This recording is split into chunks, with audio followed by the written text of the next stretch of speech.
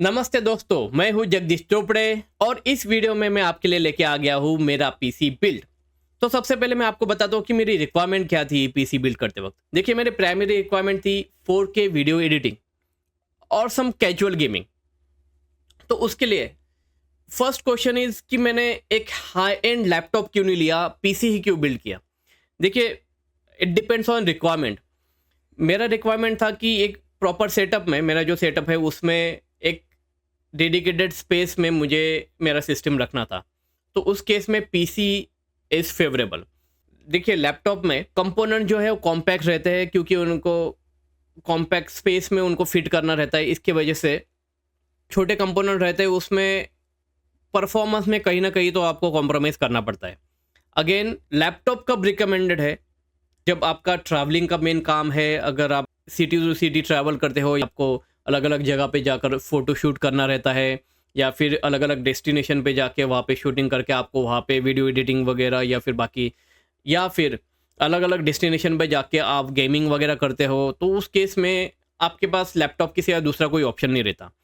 पर अगर आपके पास प्रॉपर सेटअप है और वहीं पे आपका अगर सिस्टम रहने वाला है, तो PC is always recommended, because उसमें स्पेसिंग प्रॉपर मिलता है, वेंटिलेशन वगैरह प्रॉपर रहते हैं, कंपोनेंट जो है वो फुल फ्लेज रहते हैं, तो उसमें प्रॉपर फैंस और वेंटिलेशन और एयर फ्लो के लिए प्रॉपर मैकेनिज्म या फिर प्रोविजंस अवेलेबल रहती है। तो उस केस में पीसी इज़ ऑलवेज रिकमेंडेड। तो ये हो गया लैपटॉप वर्सेस पीसी। अब देखते हैं कि मैंने क्या क्या कंपोनेंट चूज़ किए पीसी बिल्ड करते वक्त। देखिए, मैंने मेरा खुद का रिसर्च किया और मेरे रिक्वायरमेंट को फोकस करते हुए मैंने सारे कंपोनेंट जो है वो खुद के रिसर्च से खुद से चूज़ किए हैं। और वो सारे कंपोनेंट्स जो है वो बहुत हाई एंड भी नहीं है, जहाँ पे आपका एक्स्ट्रा मनी वेस्ट हो, या फिर लो एंड भी नहीं है कि जहाँ पे आपको परफॉर्मेंस कॉम्प्रोमाइज़ करना पड़ रहा हो। जो मेरे कंपोनेंट्स है वो मेरे रिसर्च के थ्रू मैंने ऑप्टिमम कंपोनेंट चूज़ किए हैं, और वो लिस्ट मैं आपके साथ आज शेयर करूँगा। तो चलिए शुरू करते हैं। सबसे पहले स्टार्ट करते हैं प्रोसेसर। तो प्रोसेसर जो है वो आप यहाँ पे देख पा रहे होगे, मैंने चूज़ किया है प्रोसेसर इंटेल का i7 14700K। अभी देखिए, सबसे पहला क्वेश्चन कि मैंने इंटेल ही क्यों चूज़ किया। देखिए, AMD राइजन और इंटेल ये दो ऑप्शन मार्केट में अवेलेबल है। तो मेरे रिसर्च के थ्रू मुझे पता चला कि जो productivity, video editing, photo editing, इस तरह के जो टास्क है उसमें इंटेल प्रोसेसर जो है वो अभी भी अच्छे हैं। देखिए, मैं ये नहीं कहता कि AMD राइजन के प्रोसेसर अच्छे नहीं हैं, पर पहले से मेरा जो एक्सपीरियंस है वो इंटेल प्रोसेसर के साथ ही है, और रिसर्च के थ्रू ही मुझे इंटेल प्रोसेसर जो है वो प्रोडक्टिविटी के केस में अच्छे हैं ये पता चला। तो इसके लिए मैंने इंटेल जो प्रोसेसर है उसको ही चूज़ करना बेहतर समझा। AMD राइजन के प्रोसेसर में कुछ हीटिंग इश्यूज वगैरह भी आते हैं, ये भी मैंने सुना वैसे। पर again, I can not comment on those because I do not have any experience in that. अब ये तो हो गया इंटेल वर्सेस AMD। उसके बाद में देखते हैं कि i7 ये प्रोसेसर ही मैंने क्यों चूज़ किया। देखिए, इंटेल में 4 ऑप्शंस अवेलेबल रहते हैं: i3, i5, i7 और i9। i3 और i5 जो प्रोसेसर है वो लो टू मिड लेवल के जो टास्क है आपके, उसके लिए आइडियल है। i5 प्रोसेसर के साथ में भी आप अच्छा पीसी बिल्ड कर सकते हो। पर देखिए, मैं एक हाई एंड पीसी बिल्ड करना चाहता था, क्योंकि मेरे पास i5 का लैपटॉप ऑलरेडी अवेलेबल था, उसमें वीडियो एडिटिंग जो है वो प्रॉपरली नहीं हो पा रही थी। तो हाई एंड की तरफ इंटेल के 2 प्रोसेसर है, i7 और i9। तो i9 जो है वो थोड़ा सा आउट ऑफ बजट है और काफ़ी हाई एंड की तरफ है। तो मैंने सोचा कि let's settle with i7 processor. अभी ये हो गया कि i7 प्रोसेसर। उसके बाद में आता है उसके जनरेशन। देखिए, 12 generation, 13 generation, 14 generation. 14 generation is the top one. अभी जैसे कि मैं थोड़ा फ्यूचर प्रूफ पीसी बिल्ड करना चाह रहा था, तो मैंने लेटेस्ट जो जनरेशन है 14 जनरेशन उसके साथ जाना प्रिफरेबल समझा। उसके बाद में आते हैं उसके वर्जन्स। देखिए, ये प्रोसेसर मैंने जो चूज़ किया वो 14700, मतलब 14 जनरेशन का 700K प्रोसेसर है। अभी ये के क्या चीज़ है इसमें? देखिए, 3 से 4 टाइप है। पहले तो 14700, सिर्फ 14700 ये एक आएगा, 14700K, 14700F और 14700KF। अभी इनका डिफरेंस पहले समझ लेते हैं, उसके बाद में हम एक प्रॉपर प्रोसेसर अपने रिक्वायरमेंट के हिसाब से चूज़ कर पाएंगे। पहले तो 14700 सिर्फ ये प्रोसेसर अगर देखते हैं तो उसमें क्या रहता है कि उसमें इंटीग्रेटेड ग्राफिक्स मिलते हैं और उसमें कोई भी ओवर क्लॉकिंग वगैरह नहीं मिलती। 14700K इसमें भी आपको इंटीग्रेटेड ग्राफिक्स मिलेंगे, पर ये अनलॉक प्रोसेसर है। इसमें आप ओवर क्लॉकिंग कर सकते हो जब आपको थोड़ी परफॉर्मेंस बूस्ट देनी है, तो उस केस में ओवर क्लॉकिंग आपको हेल्पफुल होती है। उसके बाद में आता है 14700F। तो 14700F ये जो प्रोसेसर है उसमें आपको इंटीग्रेटेड ग्राफिक्स नहीं मिलते। इंटीग्रेटेड ग्राफिक्स नहीं मिलते मतलब आपको वीडियो आउटपुट लेने के लिए ग्राफिक्स कार्ड लगाना ही पड़ेगा। देखिए, जैसे जब हम हाई एंड पीसी बिल्ड करते हैं तो वैसे तो आप ग्राफिक्स कार्ड तो लगाते ही हो, तो उस केस में एफ प्रोसेसर जो है वो आपको कन्वीनियंट रहेंगे, क्योंकि वो थोड़े से चीपर भी आते हैं और उसमें इंटीग्रेटेड ग्राफिक्स नहीं है, तो आपको ग्राफिक्स कार्ड के थ्रू ही आपको वीडियो आउटपुट लेना पड़ेगा। उसके बाद में आते हैं के एफ। ये के और एफ दोनों टाइप के प्रोसेसर का कॉम्बिनेशन है, मतलब इसमें आपको इंटीग्रेटेड ग्राफिक्स नहीं मिलेंगे और प्लस ये प्रोसेसर अनलॉक रहेगा, उसमें आप ओवर क्लॉकिंग कर सकते हैं। मेरे रिसर्च के थ्रू मुझे पता चला कि देखिए, प्रोडक्टिविटी, वीडियो एडिटिंग, इस तरह के टास्क में के टाइप के प्रोसेसर जो है वो बेस्ट रहते हैं। फर्स्ट थिंग, उसमें इंटीग्रेटेड ग्राफिक्स रहते हैं, तो ग्राफिक्स रिलेटेड जो टास्क है उस केस में आपका अगर graphics card heavy graphics related rendering या उस रिलेटेड जो टास्क है वो उसको कंडक्ट कर रहा है, तो इंटीग्रेटेड ग्राफिक्स जो है वो भी आपको थोड़े से कॉम्प्लीमेंट्री मिल जाते हैं। और सेकंड थिंग, अनक्लॉकिंग, ये अनलॉक प्रोसेसर है तो उसमें ओवर क्लॉकिंग वगैरह भी आपको चाहिए तो कर सकते हैं। इसके वजह से 14700K ये प्रोसेसर जो है वो मैंने फाइनल किया। अभी लेटेस्ट जनरेशन में इंटेल के अल्ट्रा प्रोसेसर भी लॉन्च हुए हैं। फर्स्ट थिंग, अल्ट्रा प्रोसेसर जो है वो कॉस्टली है क्योंकि वो फ्लैगशिप प्रोसेसर अभी अभी लॉन्च हुए। सेकंड थिंग, अल्ट्रा प्रोसेसर के सपोर्टेड मदरबोर्ड जो है वो ऑल टुगेदर डिफरेंट आते हैं। तो अगर आप अल्ट्रा प्रोसेसर चूज़ कर रहे हो तो उसी तरह से आपको उसके सपोर्टेड मदरबोर्ड भी चूज़ करने पड़ेंगे, और वो मदरबोर्ड की भी प्राइसिंग हायर जाती है, प्रोसेसर की भी प्राइसिंग हायर जाती है, तो टोटल मामला जो है वो हायर साइड चला जाता है। तो वो केस में मैंने वो अल्ट्रा प्रोसेसर जो है वो स्किप किए। तो इसी के वजह से मैंने इंटेल का i7 14700K ये प्रोसेसर चूज़ किया। तो ये प्रोसेसर मैं आपको दिखा देता हूँ, ये देखिए, ये है इंटेल का i7 14700K प्रोसेसर। और अब देखते हैं इसकी प्राइसिंग। ये इंटेल का ऑफिशियल पेज है, Intel core i7 processor 14700K का।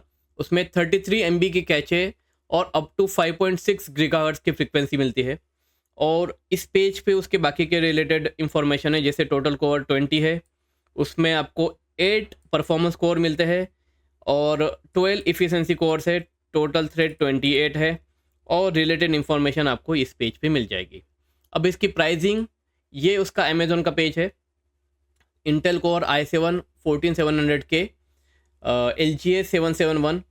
ये एक गेमिंग डेस्कटॉप प्रोसेसर है, 20 कोर्स, 8 P कोर्स और 12 E कोर्स जो कि हमने पहले ही देखे। इंटीग्रेटेड ग्राफिक्स और अनलॉक्ड ये प्रोसेसर है।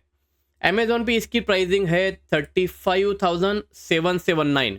मैंने जो पीसी बिल्ड किया है वो ऑफलाइन स्टोर से किया है और वहाँ पे मुझे इसकी एक अच्छी खासी प्राइसिंग मिली है, जो कि 32,400 ये उसकी प्राइसिंग मुझे ऑफलाइन स्टोर में मिली। तो अब बात करते हैं मदरबोर्ड की। तो मैंने जो मदरबोर्ड चूज़ किया है वो है असूस का प्राइम Z790P वाईफाई मदरबोर्ड। अब असूस का ये मदरबोर्ड मैंने क्यों चूज़ किया? देखिए, मार्केट में 3-4 कंपनी के मदरबोर्ड अवेलेबल है, Asus, MSI, Gigabyte, consistent and all, but 3 main brands are Asus, MSI and Gigabyte. Asus एक काफ़ी पुराना ब्रांड है, काफ़ी रिलायबल है, यहाँ तक कि मुझे याद है कि कॉलेज डेज़ में मैंने जो मेरा फर्स्ट पीसी बिल्ड किया था वो भी असूस का ही मदरबोर्ड था। वैसे MSI के मदरबोर्ड भी अच्छे हैं। Gigabyte is quite new name for me, जो कि मुझे रिसेंटली जब मैंने मार्केट में रिसर्च किया तब पता चला। उनके ग्राफिक्स कार्ड और मदरबोर्ड दोनों मार्केट में अवेलेबल है। तो गीगाबाइट की तरफ तो मुझे नहीं जाना था। असोस और MSI में असोस काफ़ी पुराना और रिलायबल ब्रांड मुझे पता है, इसकी वजह से, और उनके मदरबोर्ड के जो सॉफ्टवेयर है वो भी मुझे काफ़ी अच्छे लगे। उनका सपोर्ट और सर्विस भी बहुत अच्छी है। इसकी वजह से असोस का ही मदरबोर्ड मैंने फाइनल किया। अब irrespective of the brands of motherboard, there are 3 types of motherboard available. First one is H series, second is B series, and then finally Z series. अभी इन तीनों टाइप के मदरबोर्ड का एक basic primary difference very high level आपको मैं बताता हूँ। देखिए H सीरीज के motherboard low and PC build के लिए यूज़ किए जाते हैं। B सीरीज के मदरबोर्ड मिड लेवल की PC बिल्ड करने के लिए यूज़ किए जाते हैं। और Z सीरीज के motherboard high and PC build करने के लिए यूज़ किए जाते हैं। इसी डिफरेंस के चलते लो, मीडियम एंड हाई उनके फीचर्स और प्राइजेस रिस्पेक्टिवली वेरी होते हैं। तो मेरे केस में मुझे एक हाई एंड PC बिल्ड करना था, तो मैंने Z सीरीज़ का मदरबोर्ड सिलेक्ट किया। देखिए, मैंने बहुत से PC बिल्ड के वीडियोस में देखा कि हाई एंड PC बिल्ड करते हुए भी, जैसे गेमिंग वगैरह के लिए भी PC बिल्ड करते वक्त बहुत से लोग क्या करते हैं कि ग्राफिक्स कार्ड को ज़्यादा प्रेफरेंस देते हैं और प्रोसेसर और मदरबोर्ड जो है वो लो एंड ले लेते हैं। तो finally motherboard is the core of PC after processor. तो प्रोसेसर, ग्राफिक्स कार्ड और बाकी सारी चीज़ें, रैम, हार्ड डिस्क जो भी आप लगाने वाले हो वो मदरबोर्ड पे ही लगेगी। तो मदरबोर्ड की कैपेबिलिटी, उसकी कंपैटिबिलिटी और उसकी power, that is equally important as per me. तो उसके वजह से B सीरीज़ का मदरबोर्ड जो है मुझे नहीं लेना था, तो Z सीरीज़ के मदरबोर्ड के तरफ ही मैंने प्रेफरेंस दिया ना। उसमें भी जो मदरबोर्ड मैंने चूज़ किया है प्राइम Z790P वाईफाई, ये Z790 चिपसेट का मदरबोर्ड है। और इसमें भी एक और चीज़ ध्यान देने लायक है कि जो चिपसेट के मदरबोर्ड रहते हैं वो इंटेल के लिए अलग आते हैं और AMD राइजन प्रोसेसर के लिए अलग आते हैं। इसी के वजह से हमें पहले प्रोसेसर चूज़ करना पड़ता है। मेरे केस में भी मैंने प्रोसेसर पहले कवर किया। मेरा प्रोसेसर जैसे मैंने इंटेल का चूज़ किया तो उसके कंपैटिबल मदरबोर्ड मैंने चूज़ किया, ठीक है।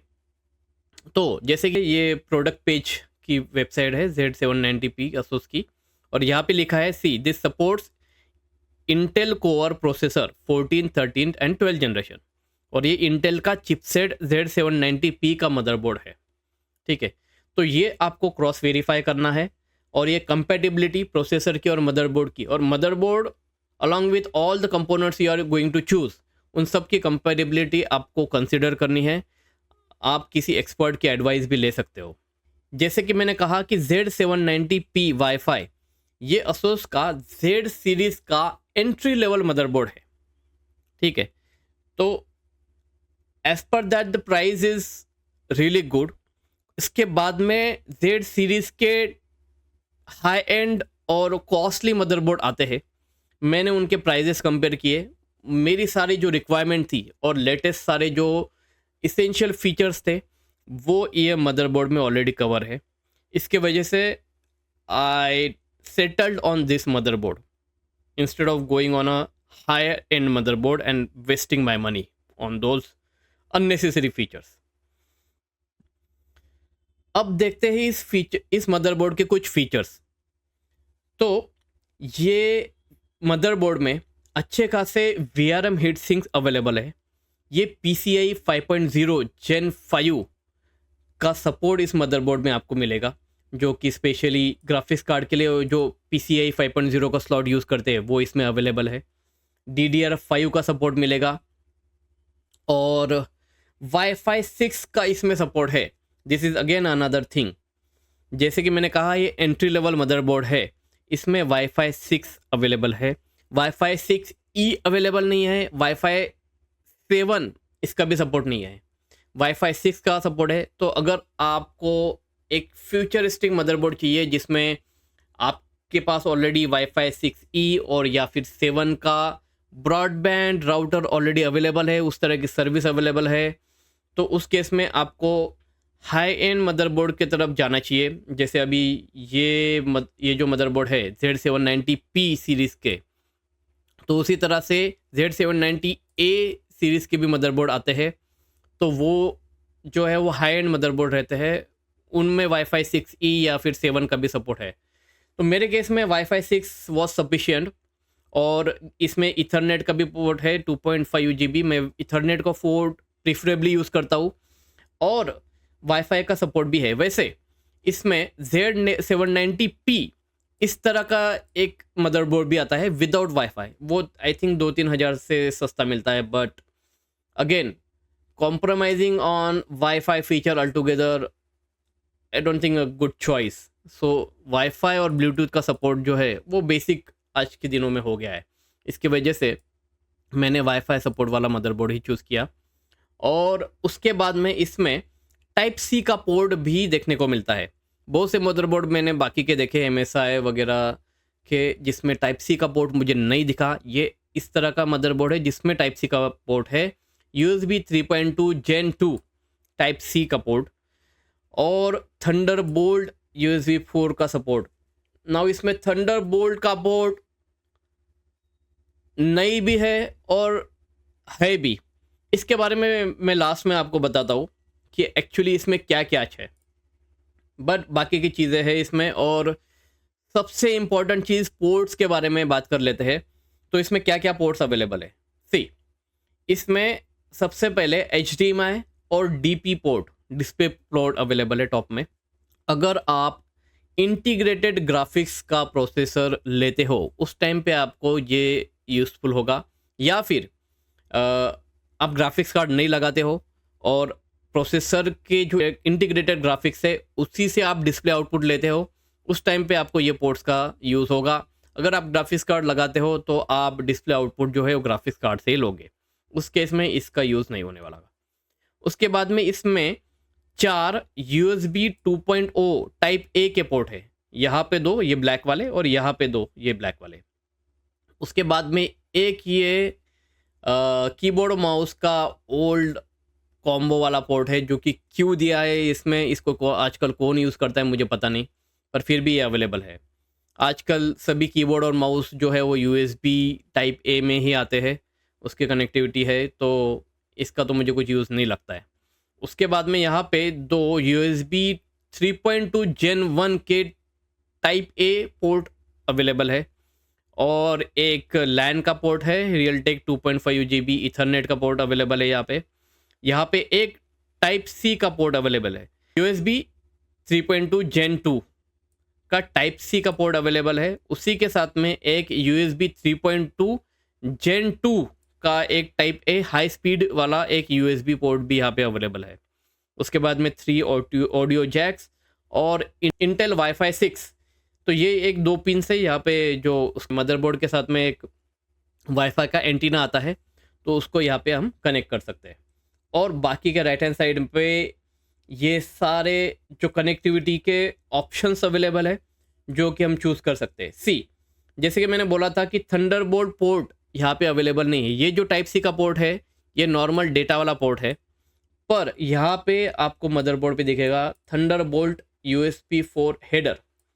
इसका क्या मतलब है कि यहाँ पे एक थंडरबोल्ट का हेडर मदरबोर्ड पे एक पिन अवेलेबल है, जिससे आप क्या कर सकते हो, ASUS का एक सेपरेटली कार्ड आता है, वो थंडरबोल्ट का जो कार्ड है या भी हब है उसको आप अलग से परचेस करके आपके मदरबोर्ड से कनेक्शन देके थंडरबोल्ट 4 का आउटपुट ले सकते हो। थंडरबोल्ट पोर्ट, ये जो टाइप सी का पोर्ट रहता है थंडरबोल्ट वाला, जो कि काफ़ी पावरफुल पोर्ट है और ये इंटेल का ही प्रोप्राइटरी पोर्ट है।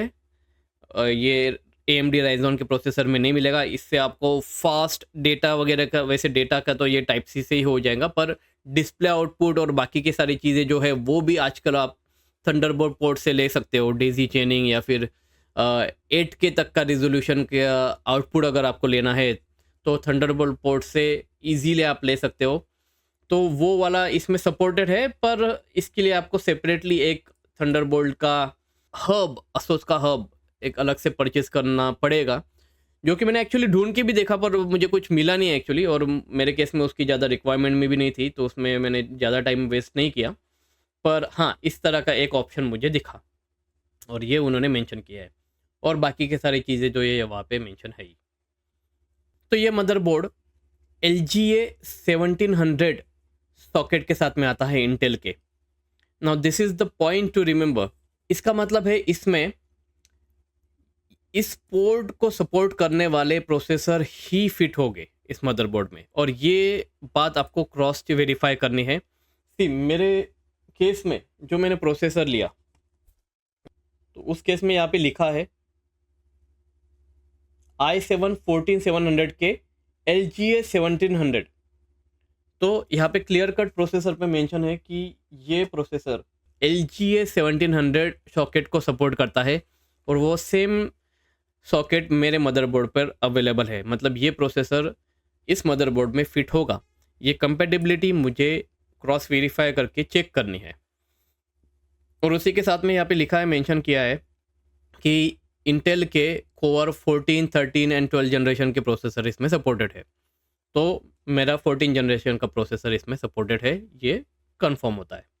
उसी के साथ में यहाँ पे 1, 2, 3, 4, 5 PCI 5.0, 4.0, 3.0 के अलग अलग पोर्ट्स यहाँ पे अवेलेबल है। ये टॉप का PCI 5.0 का पोर्ट है जहाँ पे हमारा ग्राफिक्स कार्ड लगेगा।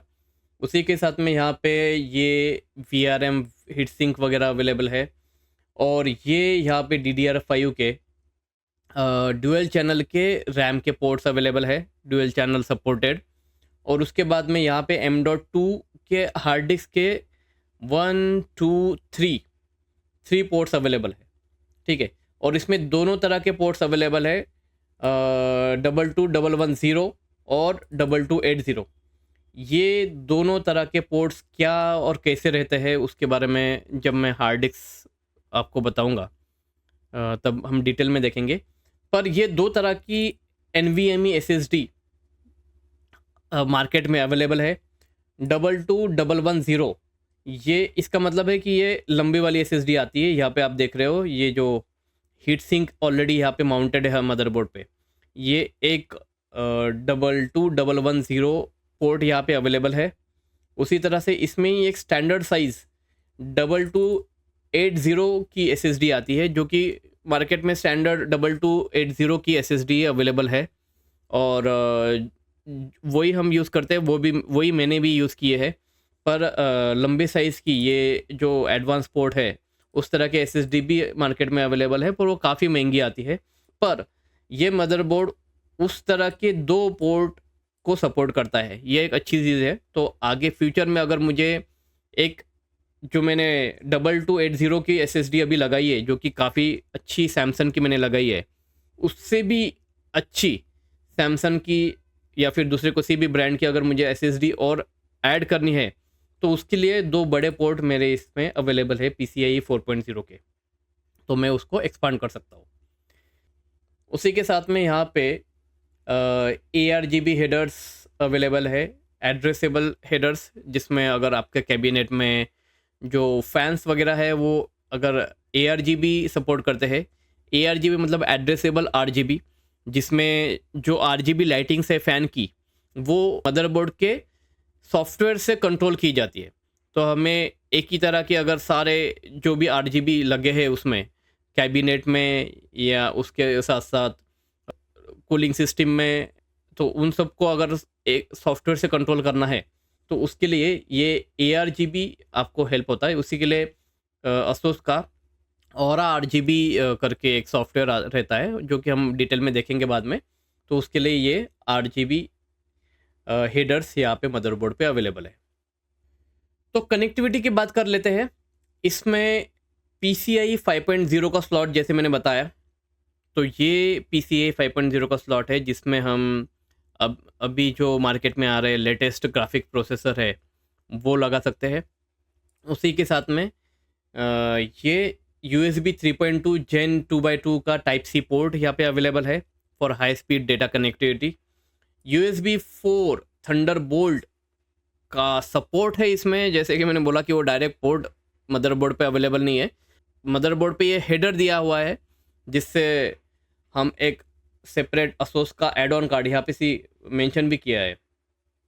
प्राइम से Z790p wifi motherboard features USB 4 support via Thunderbolt USB 4 header with an ASUS add-on card. Prime motherboards can enable bi-directional speed of up to 40 Gbps on a single cable while providing power to fast charge device. Additionally, this card has a daisy chaining function for multi-screen connection and supports up to dual display with 4K resolution. उसी के साथ में Intel Wi-Fi 6 का support है। तो यहाँ पे हम देख सकते हैं कि इस तरह का एक वाईफाई का एंटीना मदरबोर्ड के साथ में मिलता है जिसकी पिन यहाँ पे हम अटैच कर सकते हैं और ये एक हमें प्रॉपर कनेक्टिविटी रेंज प्रोवाइड करता है। वैसे ये ऑप्शनल है, ऐसा नहीं है कि अगर इस एंटीना को अटैच करेंगे उसके बाद में वाईफाई यूज़ कर पाएंगे। वाईफाई हम ऐसे भी यूज़ कर सकते हैं। ये एंटीना सिर्फ अच्छे कनेक्टिविटी के लिए प्रोवाइड किया है और उसी के साथ में 2.5 GB इथरनेट पोर्ट का भी यहाँ पे सपोर्ट है। ओके, तो ये इस मदरबोर्ड की इमेज गैलरी है। इसमें हम क्लियरली देख पा रहे हैं कि ये LGA 1700 प्रोसेसर का सॉकेट यहाँ पे अवेलेबल है जहाँ पे हमारा प्रोसेसर लगेगा। उसी के साथ में यहाँ पे ये 4 रैम के स्लॉट्स अवेलेबल है, मतलब 4 डुअल चैनल सपोर्टेड रैम हम यहाँ पे लगा सकते हैं। उसी के साथ में यहाँ पे PCI Gen 5 का पोर्ट अवेलेबल है जहाँ पे हम ग्राफिक्स कार्ड लगाएंगे। उसी के साथ में यहाँ पे M.2 NVMe SSD के स्लॉट अवेलेबल है। वैसे यहाँ पे ये जो पोर्ट दिया है वो बड़े साइज़ का पोर्ट है, जिसमें वो बड़ी साइज़ की SSD लगते हैं। हम वो यहाँ पे नहीं लगाएंगे क्योंकि वो बड़ी साइज़ की SSD मैंने ली नहीं है और स्टैंडर्ड वो मिलती भी नहीं है। हम जो SSD लगाएंगे वो यहाँ पर लगाएंगे। ये जो पोर्ट दिया है ये 2280 का पोर्ट है और ये मैंने यहाँ पे SSD लगाने के बाद में ये हीट सिंक यहाँ से निकल कर यहाँ पे लगा देंगे। तो हीट सिंक हम ये यूज़ कर सकते हैं एक SSD के लिए। और इसी तरह से ये भी यहाँ पे एक SSD का पोर्ट अवेलेबल है और उसी तरह के यहाँ पे ये SATA के पोर्ट्स अवेलेबल है 4, जहाँ जिसमें हम older HDD hard disk drive जो रहती है और उसी के साथ में DVD राइटर्स वगैरह जो है अगर आपको लगाने हैं तो वो हम इस पोर्ट में लगा सकते हैं। और बाकी की चीज़ें जैसे यहाँ पे CMOS बैटरी वगैरह का सपोर्ट है जिसमें हमारा डेट एंड टाइम PC बंद करने के बाद भी स्टोर रहता है। और ये इसकी इमेज गैलरी है इन डिटेल।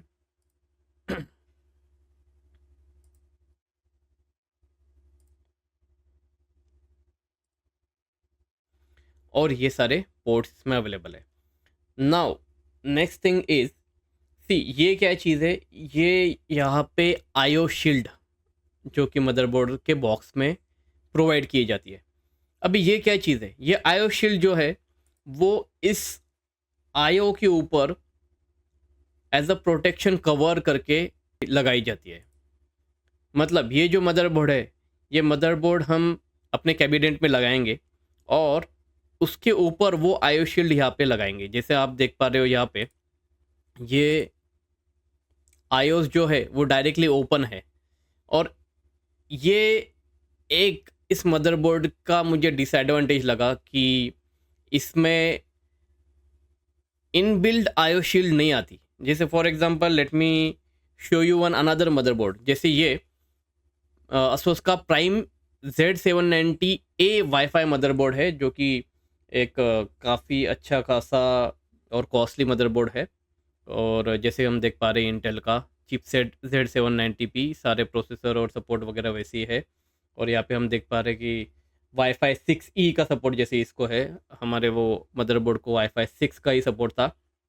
और ये देखिए ये मदरबोर्ड जो है वो इस तरह के IO शील्ड के साथ में आता है।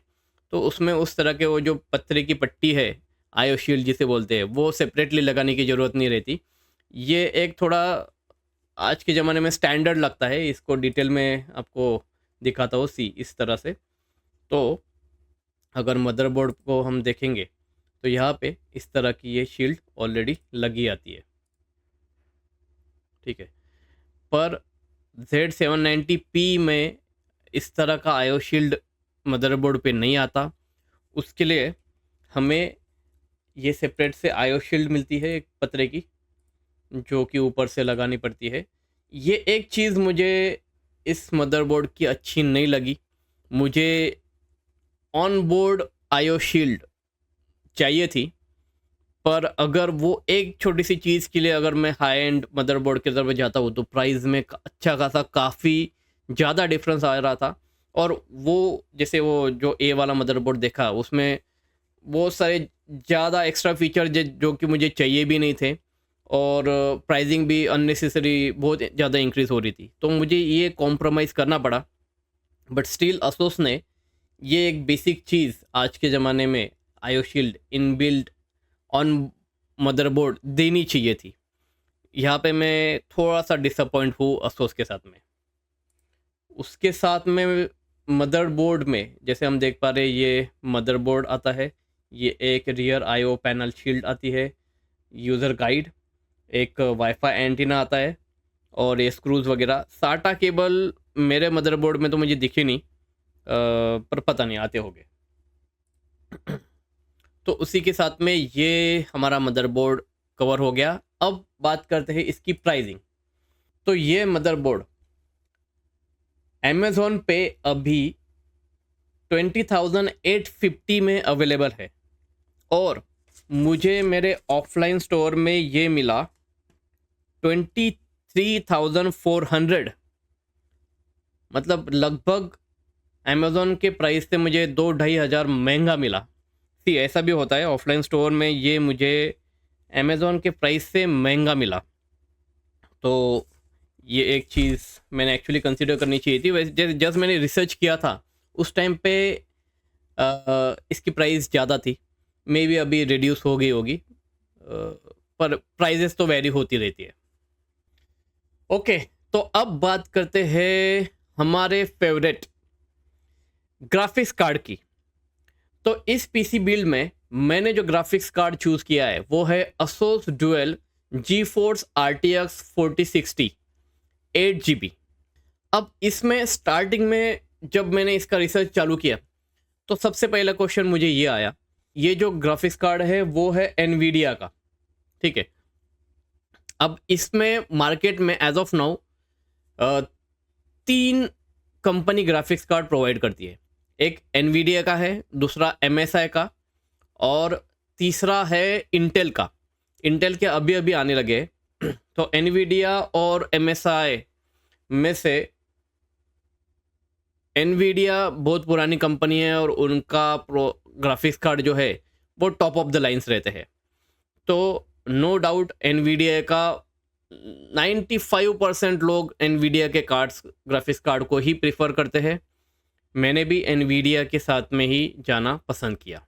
अब दूसरा क्वेश्चन, जैसे मैंने इसका रिसर्च चालू किया तब मेरे माइंड में आया कि देखिए ये जो ग्राफिक्स कार्ड है वो तो एनवीडिया का है, तो यहाँ पे Asus Dual GeForce RTX 4060, तो Asus क्यों लिखा है? क्या ये एनवीडिया कंपनी Asus ने ओन कर ली है कि क्या? तो इस तरह से नहीं है। इसका रिसर्च करने के बाद मुझे पता चला, देखिए ये जो ग्राफिक्स कार्ड है उसके अंदर जो GPU रहता है, ग्राफिकल प्रोसेसिंग यूनिट, वो एनवीडिया प्रोवाइड करती है। फॉर एग्जाम्पल यहाँ पे हम नीचे देखेंगे तो see this is the whole graphics card. ये पूरे ग्राफिक्स कार्ड में यहाँ पे जो GPU लग रहा है ये एनवीडिया कंपनी प्रोवाइड करती है, और वो एनवीडिया का GPU लेकर ये जो टोटल ग्राफिक्स कार्ड है वो अलग अलग कंपनियां बनाती है। जैसे Asus हो गया, MSI, Zotac, गीगाबाइट, इस तरह की बहुत सारी कंपनी वो एनवीडिया का GPU यूज़ करके ग्राफिक्स कार्ड बनाते हैं और वो मार्केट में सेल करते हैं। अब नेक्स्ट कि ये जो RTX 4060 सीरीज़ का ग्राफिक्स कार्ड मैंने चूज़ किया। तो यहाँ पे अलग अलग सीरीज़ के ग्राफिक्स कार्ड अवेलेबल थे। जैसे 3060 था जो कि पुराना एडिशन है, 4060 है, देन 4070 था, और अलग अलग वेरिएशंस विद अलग अलग वी रैम, जैसे 8 GB, 12 GB, 16 GB अवेलेबल थे। अभी देखिए, जैसे मैंने रिसर्च किया तो उसमें मुझे पता चला कि मेरा मेन पर्पस था 4K वीडियो एडिटिंग और कैजुअल गेमिंग। जैसे मैंने रिसर्च किया तो उसमें पता चला कि अगर आप 1080p रिजोल्यूशन पे गेमिंग या रेंडरिंग करते हो तो आपको आइडियल 8 GB की वी रैम सफिशेंट है। अगर आप 2K मतलब 1440p पे गेमिंग, रेंडरिंग, स्ट्रीमिंग करते हो तो आपको 12 GB की वी रैम आइडियल है। और अगर आप 4K की तरफ जाते हो तो 16 GB की वी रैम आइडियल है। तो मेरा इनिशियल प्रोस्पेक्शन वहाँ पे था कि 16 GB की वी रैम की तरफ चलते हैं। तो मैंने इमीडिएटली सर्च किया कि 16 GB की वी रैम का ग्राफिक्स कार्ड मार्केट में कितने प्राइस में आ रहा है। तो जैसे मैंने ये सर्च किया, RTX 4070 Ti super 16 GB V RAM, और उसका प्राइस जा रहा था 1,23,000 के आसपास। हाँ, इतने प्राइस में तो मैंने पूरा पीसी बिल्ड किया है। तो ऑब्वियसली 16 GB या फिर ये हाई एंड ग्राफिक्स कार्ड के तरफ जाना पॉसिबल नहीं था, और इसका मुझे ज़्यादा सेंस भी नहीं बन रहा था। तो मैंने 8 GB के ऊपर रिसर्च किया या फिर मेरे बजट में जो आएंगे ग्राफिक्स कार्ड, उसमें मैंने थोड़ा सा रिसर्च किया कि लगभग एक 20-30 हज़ार के आसपास जो ग्राफिक्स कार्ड आ रहे हैं, तो उसमें एक तो 3060 के ऑप्शंस अवेलेबल थे। तो 3060 का एक 12 GB का जो ग्राफिक्स कार्ड है वो अराउंड 28-30 के आसपास मुझे मिल रहा था पर यह है 3060 सीरीज़। उसके आगे की सीरीज़ जो है वो है 4060। अब 4060 में जब मैंने 12 GB का रिसर्च किया तो मुझे पता चला कि 4060 में 12 GB का ग्राफिक्स कार्ड नहीं आता। ठीक है, इसमें 8 GB का वेरिएंट रहता है, और उसके बाद में 4060 Ti 16 GB जो कि 1 लाख के ऊपर जाता है। तो 4060 8 GB या फिर 3060 12 GB जो कि दोनों लगभग 30,000 के आसपास आ रहे थे। इसमें से मुझे एक चूज़ करना था। तो उसके बाद में उसके ऊपर जैसे मैंने रिसर्च किया तो मुझे पता चला कि जो 4060 इसमें DLSS 3 और रे ट्रेसिंग जैसे कुछ अच्छे फीचर और इम्प्रूवमेंट्स थे एज़ कम्पेयर टू 3060। इसका आपको मैं एक वीडियो दिखाता हूँ। तो ये हो गया 4060 फैमिली का। ठीक है, तो 4060 के कंपैरिजन में यहाँ पे तो ये देखिए, यहाँ पे ये 4060 राइट हैंड साइड में आपको 4060 पे किस तरह के FPS मिलते हैं, और लेफ्ट हैंड साइड में 3060 या फिर ओल्डर जो प्रोसेसर्स है उसमें किस तरह के FPS मिल रहे हैं, इसका एक ही वीडियो है।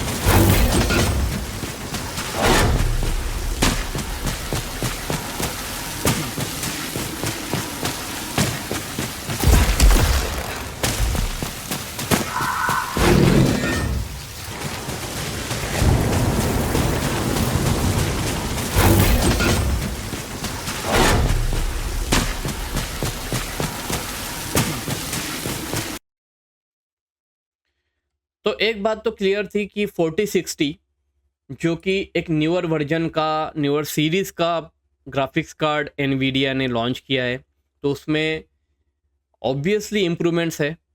तो 3060 के 12 GB को चूज़ करने से अच्छा तो 4060 का 8 GB ये मैंने चूज़ करने के लिए डिसाइड किया। ठीक है, तो वो उसकी प्राइसिंग के बारे में देखते हैं कि अमेज़ॉन पे ये जो, और असूस ब्रांड का मैंने चूज़ किया। वैसे बहुत सारे ब्रांड्स अवेलेबल है, जोटैक, गीगाबाइट, MSI, असूस, जैसे कि मैंने मदरबोर्ड asus का चूज़ किया था, तो ग्राफिक्स कार्ड भी मैंने asus का ही चूज़ करने का डिसाइड किया। और ये अमेज़न पे उसकी प्राइसिंग है asus ड्यूअल, जो कि ड्यूअल फन में आता है ये। थोड़ा उसका नॉइज़ लेवल वगैरह भी अच्छा है, ज़्यादा नॉइज़ी नहीं है और कॉम्पैक्ट डिज़ाइन है। इसमें अगर बड़े साइज़ में अगर जाते हैं तो 3 फैन्स में भी पुराने कार्ड्स आते हैं और हायर एंड में भी 3 फैन्स के साथ में आते हैं। मुझे ये सफिशिएंट लगा। ड्यूअल GeForce RTX 4060 ओसी ओवरक्लॉक एडिशन 8 GB का, और इसकी अमेज़न पे अभी प्राइस जो है वो 31,850 है, और मुझे ऑफलाइन स्टोर में ये मिला 28,800, जो कि एक अच्छी खासी प्राइस है। तो ये हो गया मेरा ग्राफिक्स कार्ड डन। तो उसके बाद में देखते हैं रैम। तो रैम मैंने चूज़ की है ये XPG की lancer blade DDR5 RGB memory, जो कि लो प्रोफाइल हीट सिंक के साथ आती है, और ये एक ड्यूअल चैनल किट है। 16 GB के 2 रैम किट इसमें आते हैं, जो कि 6000 की फ्रिक्वेंसी के साथ आते हैं। And again the RGB is compatible with motherboard, मतलब ये मदरबोर्ड के सॉफ्टवेयर के साथ में सिंक हो जाती है। एंड अगेन इसमें इंटेल XMP 3.0 और AMD का एक्सपो की फ्रीक्वेंसी बूस्ट की फीचर भी अवेलेबल है। तो again one thing to notice here in the RAM, अभी ये मैंने तो लगा लिया है अपने पीसी में, पर इसका ये बॉक्स है। तो ये जो रैम है ये मैंने डुअल चैनल यूज़ की है। तो देखिए डुअल चैनल मदरबोर्ड में 4 पोर्ट अवेलेबल रहते हैं जनरली, और अगर मदरबोर्ड डुअल चैनल सपोर्ट करता है तो आपको डुअल चैनल रैम ही लेकर लगानी है। डुअल चैनल किस तरह से, अभी ये देखो, ये जो किट है इसमें 2 रैम आ रही हैं, ये डुअल चैनल है। मतलब क्या कि ये दोनों रैम की फ्रीक्वेंसी जो है वो एग्जैक्टली मैच होगी। एंड ये इस तरह से नहीं है कि आप 2 अलग अलग रैम ले लो विथ सेम फ्रीक्वेंसी, बट वो एग्जैक्टली कैलिब्रेटेड नहीं रहती, या फिर फ्रीक्वेंसी अगर सेम भी है तो वो ड्यूअल चैनल बेनिफिट एग्जैक्टली नहीं उठा पाती है। इस केस में ये कंपनी की तरफ से ही दोनों की फ्रीक्वेंसी एग्जैक्टली कैलिब्रेटेड करके मैच करके आती है। और इसको कैसे चेक कर सकते हैं, इनके जो सीरियल नंबर है वो सिक्वेंशियल रहते हैं। मतलब this is suppose 1 to 3, then this will be 1 to 4। इस तरह के इसके सीरियल नंबर जो है सिक्वेंशियल रहते हैं। और आपको इसी तरह की ड्यूअल चैनल रैम लेनी है, और वही ड्यूअल चैनल पोर्ट में मदरबोर्ड में आपको फिट करानी है। Instead of taking 132 GB RAM, अगर आप 16 GB को जा रहे हो या फिर 32 GB जा रहे हो, तो अगर एक रैम से अच्छा अगर आप इस तरह के डुअल चैनल लेते हो और वो डुअल चैनल के किट में मदरबोर्ड में अगर फिट कर रहे हो, तो उससे आपको ज़्यादा अच्छी स्पीड मिलेगी। और हीट सिंक जो हीट है वो भी मल्टीपल रैम में डिस्ट्रीब्यूट हो जाती है, तो उसका परफॉर्मेंस भी अच्छा खासा निकल के आता है। तो ये उस रैम का प्रोडक्ट पेज है। यहाँ पे लिखा है XPG Lancer blade RGB DDR5 मेमोरी, और इसका अमेज़ॉन प्राइस देखते हैं अभी। और again the RGB can be synchronized with motherboard software. और अगेन इसमें हीट सिंक लग के आता है रैम को, तो हीटिंग का इशू भी नहीं होगा। And again it is supported with AMD expo memory overclocking profile and Intel XMP for overclocking the memory। अब इसकी प्राइसिंग की बात करते हैं।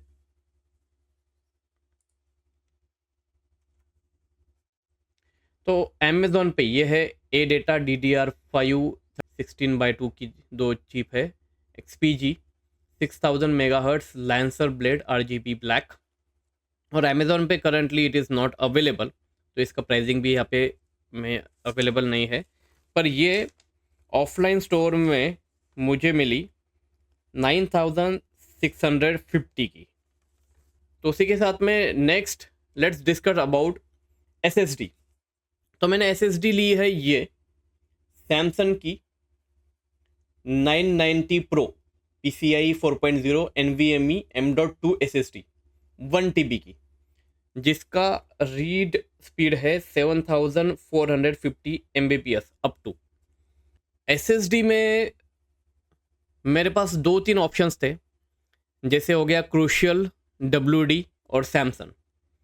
और WD और क्रूशियल ये दोनों भी अच्छे SSDs है, ये कंपनीज काफ़ी अच्छी है। सैमसंग की जो SSD है ये वाली, ये टॉप में है। इसकी रीड राइट स्पीड जो है कंपैरेटिवली सबसे ज़्यादा है। और सेम प्रोफाइल की, सेम कॉन्फ़िगरेशन की जो WD आती है 880X आई थिंक, उसके और इसके प्राइस में ज़्यादा डिफरेंस नहीं आ रहा था, पर स्पीड में आ रहा था। ये इसकी स्पीड ज़्यादा थी, तो इसी वजह से मैंने ये सैमसंग की SSD प्रीफर की। ये 990 प्रो सैमसंग SSD का प्रोडक्ट पेज है, जिसमें सारे उसके फीचर्स मेंशन है। तो this is a Gen 4 M.2 internal solid state drive. ये उसकी रीडिंग स्पीड है। और सैमसंग का खुद का कंट्रोलर रहता है उनके SSD में।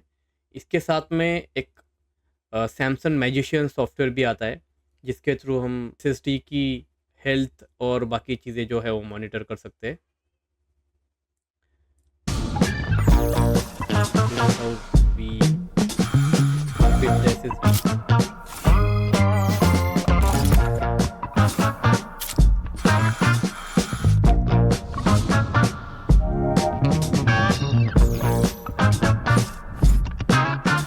उसी के साथ में इसकी प्राइसिंग की बात करें तो अमेज़ॉन पे इस SSD का प्राइस अभी फ़िलहाल है 10,799 और मुझे ये ऑफलाइन स्टोर में मिली 9,700, तो लगभग अच्छी प्राइस मुझे मिली। तो नेक्स्ट हम बात करते हैं CPU कूलर की। तो CPU कूलर में 2 ऑप्शन रहते हैं, एक तो एयर कूलर और दूसरा लिक्विड कूलर, जिसको हम AIO कूलर भी बोलते हैं, all in one cooler. Air cooler का परफॉर्मेंस थोड़ा कम रहता है, लिक्विड कूलर में कूलिंग का परफॉर्मेंस थोड़ा सा अच्छा रहता है, बेहतर रहता है। तो मेरे केस में मैंने लिक्विड कूलर के साथ जाना ही प्रेफरेबल समझा। और अभी इसमें बहुत सारे ब्रांड्स अवेलेबल है, बहुत सारा कन्फ्यूजन है। एंड स्पोर्ट एक अच्छा ब्रांड है, जिसके कैबिनेट और बाकी के एसेसरीज भी बहुत से मिलते हैं। उनके लिक्विड कूलर भी है और बहुत एक रीज़नेबल प्राइस के साथ में और फेवरेबल प्राइस के साथ में, कम प्राइस के साथ में इनके लिक्विड कूलर अवेलेबल है। और आप हाई एंड जाएंगे तो फिर deep cool, cooler master, Corsair, ऐसे बहुत सारे कूलर्स अवेलेबल है, लिक्विड कूलर्स अवेलेबल है, जो कि बहुत ज़्यादा रेंज में जाते हैं, 10, 15, 20 हज़ार के आसपास। पर मुझे इतना पैसा जो है लिक्विड कूलर में इन्वेस्ट नहीं करना था। एक 5 से 6 हज़ार में एक अच्छा लिक्विड कूलर मुझे इंस्टॉल करना था, तो उसके लिए मैंने एंट स्पोर्ट की तरफ ही जाना प्रेफरेबल समझा। अब इसमें भी एक वर्जन जो आता है एंट स्पोर्ट ICE360, जिसमें यहाँ पे आपको एंट स्पोर्ट का ही लोगो मिलेगा, पर मुझे CPU टेम्परेचर यहाँ पे चाहिए था, क्योंकि कूलिंग का काम है CPU का टेम्परेचर कंट्रोल में रखना, और क्या वो कैसे परफॉर्म कर रहा है, अभी टेम्परेचर किस तरह से है, वीडियो की अगर रेंडरिंग चल रही है तो उसमें CPU का टेम्परेचर कितना जा रहा है, ये सारी चीज़ें जो है वो इम्पॉर्टेंट रहती है। तो इसके वजह से मुझे इसमें CPU का टेम्परेचर दिखाने का ऑप्शन जिसमें है, उस तरह का लिक्विड कूलर चाहिए था, ना कि किसी ब्रांड का लोगो फ्लैशिंग वाला चीज़। और जो उसका जो ICE360 वाला वर्जन है वो इससे थोड़ा सा सस्ता है, पर इसके उसके अंदर ये जो सारे फैंस थे उसके अंदर पूरा RGB है। इसमें CPU टेम्परेचर है, पर इसमें सिर्फ RGB रिंग्स अवेलेबल है। I was okay with this, क्योंकि इतना पूरा RGB वाला फ़ैन का मुझे ऐसे कोई ज़रूरत भी नहीं था। उल्टा कैबिनेट में ऑलरेडी RGB के फैंस 4 लगे हैं, और इसमें अगर थोड़े से RGB कम है तो उससे मुझे कोई दिक्कत नहीं थी। उल्टा अच्छा था कि थोड़ा सा RGB का धड़का कम रहेगा। तो ये जो लिक्विड कूलर है ये मैंने फाइनल किया। इसमें एक दूसरा भी आता है जिसमें सीपीयू का टेम्परेचर तो दिखता ही है, उसमें सारे आरजीबी के फैंस भी रहते हैं, वो लगभग 8,500 के आसपास जाता है। पर मुझे ये जो लिक्विड कूलर है वो मेरे हिसाब से मुझे ऑलराउंडर लगा और सफिशिएंट लगा मेरे रिक्वायरमेंट के हिसाब से। अभी अमेज़न पे इसकी प्राइस 6,669 चल रही है। ऑफलाइन स्टोर में ये मुझे मिला 6,350। तो एक अच्छी खासी डील मुझे वहाँ पे भी मिल गई। तो ये हो गया मेरा liquid cooler. Now last but not least, power supply.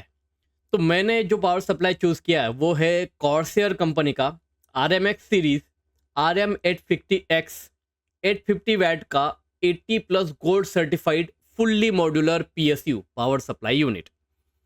अब देखिए कॉर्सियर कंपनी का क्यों, तो मार्केट में कुछ पॉपुलर ब्रांड के PSU पावर सप्लाई अवेलेबल है, जो कि मैं list popular to most popular के सीक्वेंस में आपको बताता हूँ। जैसे एंट स्पोर्ट है, उसके बाद में डीप कूल का है, और कूलर मास्टर का है, और सबसे टॉप में है कॉर्सियर।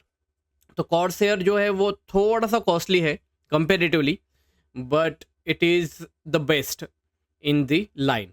तो पावर सप्लाई एक ऐसी चीज़ है जिसमें बहुत से लोग कॉम्प्रोमाइज़ कर देते हैं। वो बोलते हैं कि कौन से भी जनरल पावर सप्लाई ले लेते हैं और बाकी के कंपोनेंट में ज़्यादा खर्चा करते हैं, बट ऐसा नहीं करना चाहिए आइडियली।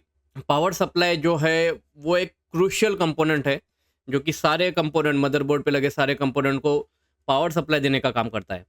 तो उस केस में मुझे कुछ कॉम्प्रोमाइज़ नहीं करना था, तो मैंने कॉर्सियर जो कि टॉप इन द लाइन है वो कंपनी का पावर सप्लाई मैंने चूज़ किया। अब इसमें मल्टीपल चीज़ें हैं, जैसे 80+ गोल्ड सर्टिफाइड। अब ये क्या चीज़ है, तो इसे समझते हैं कि ये जो है वो सर्टिफिकेशंस रहते हैं। जैसे मल्टीपल सर्टिफिकेशंस, जैसे कि 80+ bronze, 80+ silver, 80+ gold, 80+ platinum, 80+ titanium.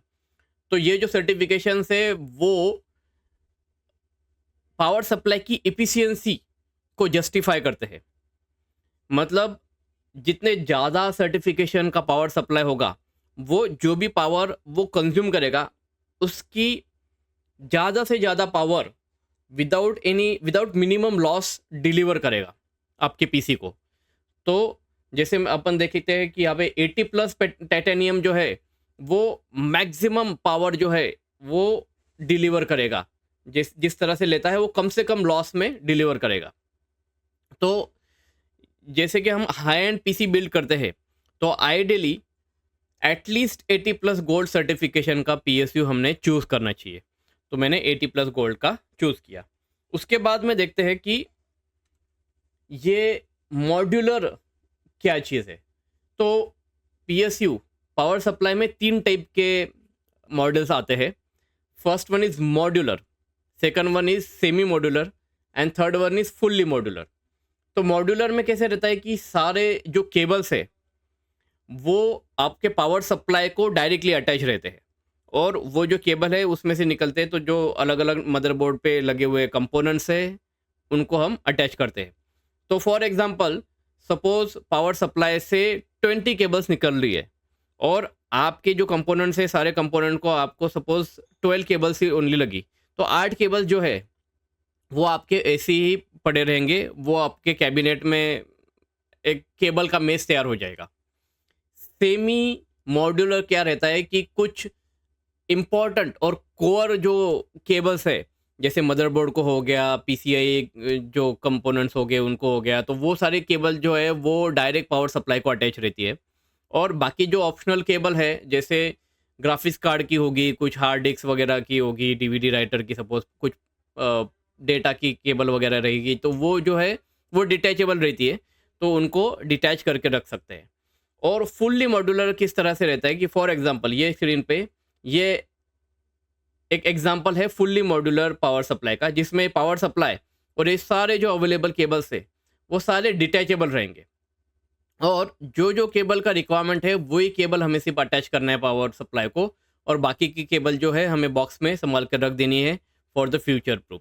तो इसमें क्या रहता है कि केबल का मेस तैयार नहीं होगा और जो केबल एक्चुअली लग रही है वो ही सब हमें अटैच करके यूज़ कर सकते हैं। तो ये हो गया फुल्ली मॉड्यूलर का डिफरेंस। ओके, तो अब देखते हैं कि ये 850 वैट का पावर सप्लाई ही मैंने क्यों चूज़ किया। तो इसके लिए मैं ये एक वेबसाइट यूज़ करूँगा जो कि MSI की तरफ से है, पावर सप्लाई कैलकुलेटर। आप अगर गूगल पे सर्च करेंगे MSI पावर सप्लाई कैलकुलेटर तो आपको लिंक मिल जाएगी। तो इसमें हमारे जो भी कंपोनेंट्स है वो एंटर करके ये वेबसाइट हमें बताएंगी कि कितने वैट का पावर सप्लाई हमारे लिए यूजेबल रहेगा। तो स्टार्ट करते हैं। जैसे CPU मैंने सिलेक्ट किया, CPU मेरा है इंटेल का, सॉकेट मेरा है LGA 1700, मॉडल मेरा है i7 14700 के जो कि मैंने सिलेक्ट किया। उसके बाद में GPU मेरा है NVIDIA की तरफ से, AMD के भी GPU आते हैं, मेरा NVIDIA का है। मेरा मॉडल है RTX 4060, RTX 4060 TI नहीं है, RTX 4060 है। और कितने मैंने GPU ऐड किए हैं, तो मेरा एक ही GPU मैंने ऐड किया है। उसके बाद में रैम है मेरे DDR5 और उसमें 2 रैम मैंने ऐड किए हैं। उसके बाद में एडिशनल PCI एक्सप्रेस स्लॉट्स, तो इस तरह के कुछ एडिशनल स्लॉट्स तो मैंने ऐड नहीं किए हैं। स्टोरेज मैंने जो ऐड किए है वो है M.2 SSD और एक SSD मैंने ऐड की है। उसके बाद में ऑप्टिकल ड्राइव, तो मेरे पास कुछ CD DVD ROM वगैरह नहीं है। और फ़ैन मेरे कैबिनेट में 4 लगे हैं, लिक्विड कूलर के रेडिएटर में 3 फ़ैन लगे हैं। तो इस तरह से टोटल 7 फ़ैन है, तो मैं यहाँ पे 7 फ़ैन सिलेक्ट करूँगा और पावर डिलीवरी भी मैं यहाँ पे सिलेक्ट कर लेता हूँ। तो ये सब ऐड करने के बाद लगभग 682 वैट हमारे निकल के आ रहे हैं। अब देखते हैं कि कुछ एक्स्ट्रा अगर मुझे ऐड करना है, जैसे आगे चल के मुझे मेरी स्टोरेज भी एक्सपांड करनी है, तो मैं सोच रहा हूँ कि एक हार्ड डिस्क ड्राइव लूँगा जिसमें मैं मेरे एक्स्ट्रा वीडियोस या फिर जो भी एक्स्ट्रा स्टफ़ है वो मैं डंप करके रखूँगा। तो उसके लिए मैं यहाँ पे एक न्यू ऑप्शन ऐड करूँगा और यहाँ पे एक HDD ड्राइव सिलेक्ट करूँगा।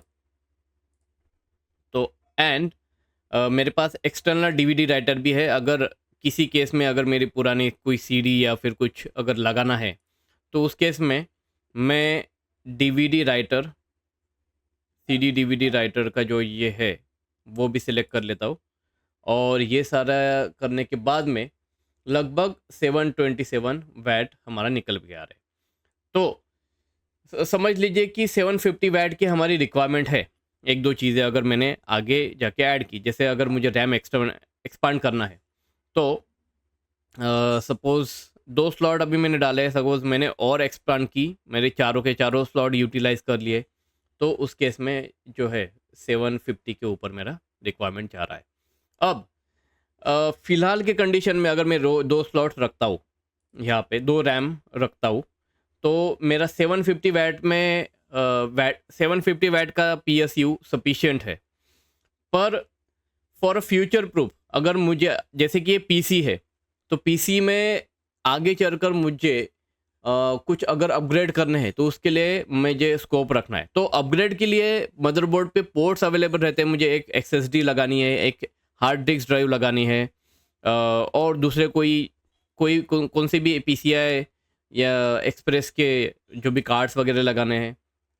तो उस केस में मदरबोर्ड पे सपोर्ट तो है, पर अगर वो जब लगाते हैं और मैंने यहाँ पे अगर 750 वैट का पावर सप्लाई चूज़ कर लिया, तो जब भी मुझे कुछ भी अपग्रेड करना रहेगा उस टाइम पे मुझे पावर सप्लाई भी अपग्रेड करना पड़ेगा, क्योंकि ये जो भी मेरे अपग्रेड्स रहेंगे वो 750 वैट के ऊपर जाएंगे।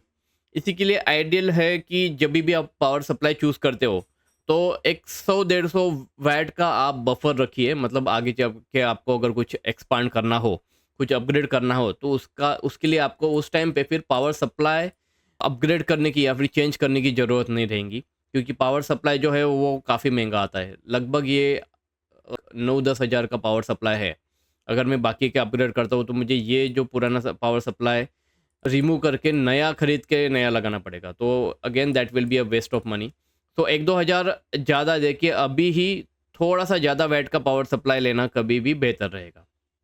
तो इसी की वजह से मैंने 850 वैट का पावर सप्लाई डिसाइड किया। अब देखते हैं कि इसकी प्राइसिंग। तो अमेज़न पे अभी फ़िलहाल ये अवेलेबल नहीं है, तो इसकी प्राइसिंग भी वो शो नहीं कर रहा है। पर मुझे ऑफ़लाइन स्टोर में ये पड़ा 8800 में, which is a good price actually. तो ये हो गया अपना पावर सप्लाई। तो अब हमारा लास्ट कंपोनेंट है कैबिनेट। तो कैबिनेट अभी एक बहुत ही सब्जेक्टिव चीज़ है। हर एक की पसंद अलग-अलग होती है। मैंने बहुत सारे कैबिनेट्स देखे। पहली बात तो बहुत हाई एंड कैबिनेट की तरफ मुझे ऑब्वियसली जाना नहीं था। जैसे वो लियान ली और बहुत सारे ब्रांड्स के रहते हैं। आई थिंक कॉर्सएयर वगैरह के भी रहते हैं। वो 10, 15, 15,000, 20,000 वो कैटेगरी में मुझे जाना ही नहीं था।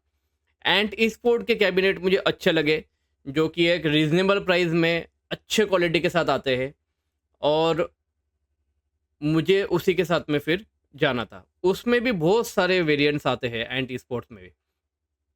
जब मैंने बहुत सारे वेरिएंट्स देखे, उसके बाद में मुझे ये एक कैबिनेट अच्छा लगा, जिसका नाम है एंट स्पोर्ट डायनेमिक जीटी। अब इसके कुछ फीचर्स देखते हैं। तो ये कुछ इस तरह का आता है। तो फ्रंट में इस तरह से ग्लास आएगा, और ग्लास के अंदर 3 फैन्स रहते हैं, और साइड में ऐसे वेंटिलेशन के लिए जगह रहती है।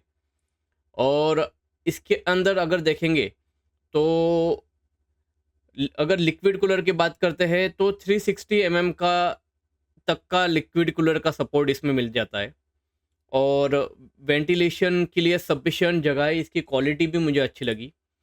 और आईओ पोर्ट्स के बारे में अगर बात करें तो ये ऊपर के साइड में यहाँ पे एक एलईडी बटन मिलता है, जो कि जो फैंस के अंदर जो आरजीबी लाइटिंग्स है उनको चेंज करने के लिए यूज़ करते हैं। यूएसबी 2.0 माइक ऑडियो का जैक मिल जाता है। यूएसबी 2.0 अगेन यूएसबी 3.0 रीसेट और पावर के बटन्स मिल जाते हैं टॉप साइड में। और इसमें जो फैंस है वो स्टार्टिंग में 3, फ्रंट के साइड में 3 फैन लगे आते हैं, और ये जो बैक का फैन है वो एक लगा आता है। इस तरह से 4 फैंस जो है वो कैबिनेट के साथ में आते हैं। और ये जो दिखा रहा है कि टॉप में एक 3 फैंस का सेट लगा सकते हैं, ये साइड में और 2 फैंस, और नीचे भी 3 फैन। ये जो फैन है आप एक्सटर्नली ये कैबिनेट में लगा सकते हैं। ये कैबिनेट ने फैंस को सपोर्ट करता है। तो टोटल 12 फैंस को सपोर्ट करता है। देखिए ये इतने फैंस यहाँ पे आते हैं। फ्रंट साइड में ये 3 आरजीबी के फ़ैन लगे हुए आएंगे, जो कि इनटेक फैंस है। ये 3 फैन जो है वो एयर इनसाइड सर्कुलेट करेंगे, और ये जो बैक में जो फ़ैन आता है वो एयर आउटसाइड सर्कुलेट करेगा। तो यहाँ पे पॉजिटिव एयर फ्लो बना हुआ रहेगा। पॉजिटिव एयर फ्लो हमारे कैबिनेट में इंपॉर्टेंट रहता है। पॉजिटिव एयर फ्लो का मतलब है कि जो हवा अंदर आ रही है उसका प्रोपोर्शन ज़्यादा होना चाहिए जो हवा कैबिनेट से बाहर हवा लेके जा रहे हैं। तो उस वो अब कैबिनेट में पॉजिटिव एयर फ्लो क्रिएट करता है। बॉटम में इस तरह से मेश फिल्टर मिल जाता है, टॉप में इस तरह से मैग्नेटिक मेश फिल्टर मिल जाता है, और इसमें सारे साइज़ के मदरबोर्ड सपोर्ट करता है। ये मिनी ITX से लेकर ATX अपना स्टैंडर्ड मदरबोर्ड रहता है। ATX सब मैक्स साइज़ के सारे मदरबोर्ड को ये सपोर्ट करता है। और इसमें एक्सटर्नल ये जो SSD और HDD वगैरह के लिए ट्रे वगैरह की भी फैसिलिटी है। और उसके बाद में इसकी प्राइसिंग देखते हैं। तो अमेज़न पे इसका प्राइस अभी फ़िलहाल चल रहा है 6489। मुझे ऑफलाइन स्टोर में ये मिला मेरे पीसी बिल्ड में 5900 में। तो ये मेरा लास्ट कंपोनेंट भी मुझे अच्छे खासे प्राइस में ऑफलाइन स्टोर में मिला। तो ये हम पहुंच गए नागपुर के बेस्ट ऑफलाइन स्टोर में, जहाँ से हम हमारा पीसी असेंबल करवा के लेंगे। नमस्कार अभिषेक भैया, मेरे को एक्चुअली पीसी बिल्ड करना था ये कॉन्फ़िगरेशन में। हो जाएगा क्या पीसी बिल्ड? चलो फिर कर दो। ठीक है सर, थैंक यू। आज ही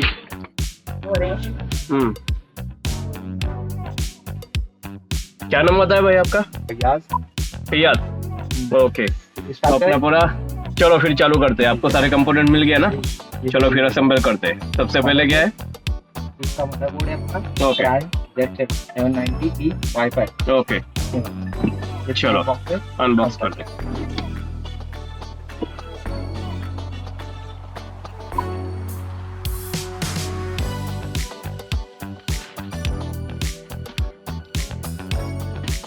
ये processor okay i7 4700K। Okay ये स्टील बॉक्स।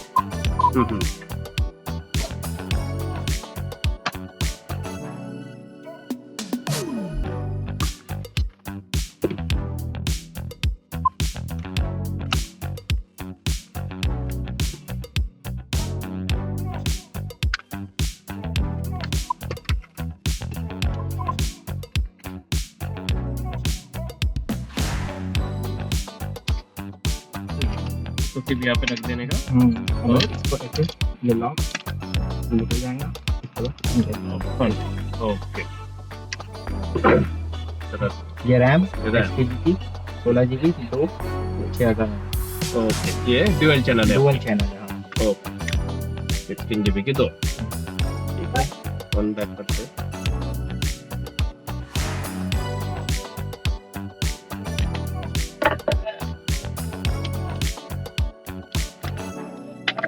ये है अपनी RGB वाली विथ हीट सिंक। इसको डुअल चैनल में लगाने का एक रहता है ना मैकेनिज्म, बोले बराबर 2-4 करके या 1-3। अच्छा, अपन 2-4 में लगाएंगे। 2-4 में लगाए। लॉक हो गए।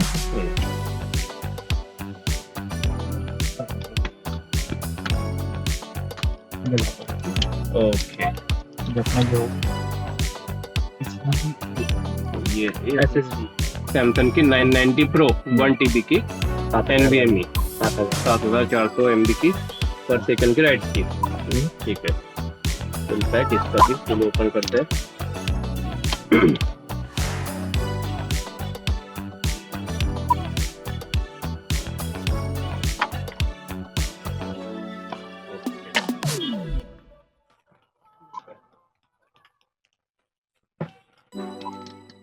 ओके, तो अभी ये हीट सिंक के नीचे लगाएंगे अपन।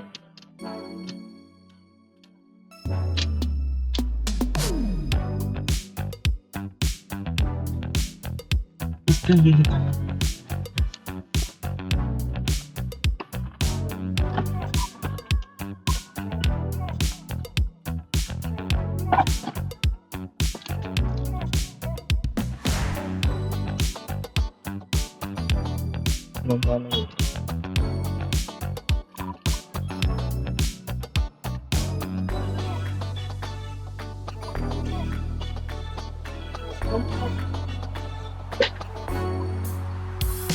क्या लगाया अपन ने? वो अच्छा, वो जहाँ पे स्क्रू पैक हो गया। हाँ, स्टार्टर से ये ऊपर के स्क्रू। एग्जैक्टली।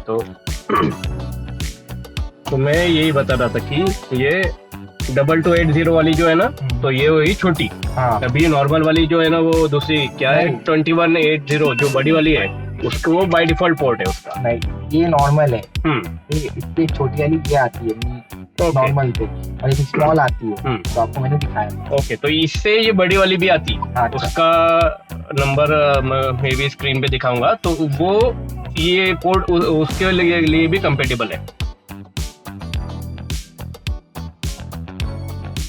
तो अभी अपन क्या कर रहे हैं, इसके नीचे का हीट सिंक का प्लास्टिक निकाल रहे हैं।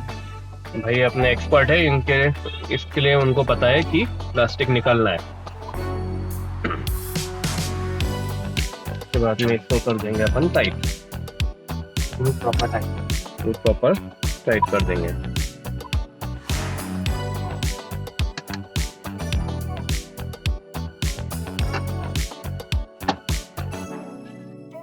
चलो इतनी चीज़ें अपने लग गई है, प्रोसेसर, रैम। अभी ये है अपना एंटी स्पोर्ट का आइस क्रोमा 360 ARGB का AIO लिक्विड कूलर। चलो अभी इसको असेंबल करते हैं।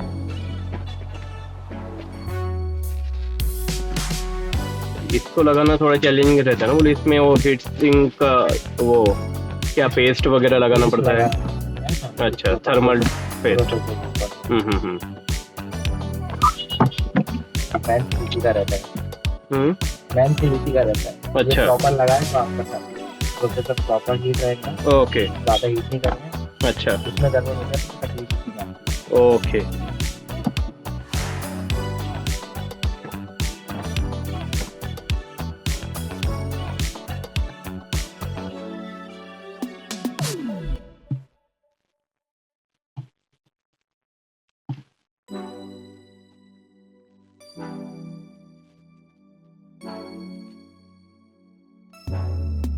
क्या प्राइजेस है? प्राइस क्या? तो गया है पता नहीं मैं क्या गया।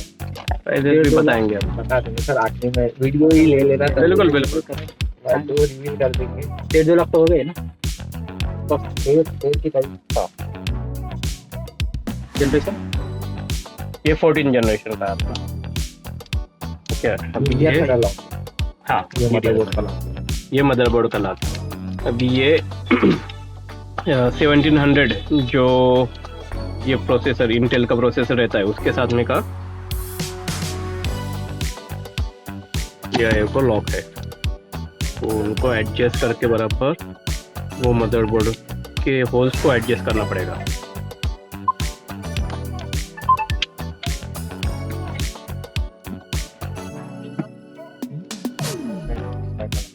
ओके, अब ये चारों स्क्रू यहाँ पे दिख रहे हैं, मतलब वो नीचे से बराबर लग गए। अभी ये है थर्मल पेस्ट ना, तो कैसे लगाते हो? स्पैचुला वगैरह उससे लगाना पड़ेगा कि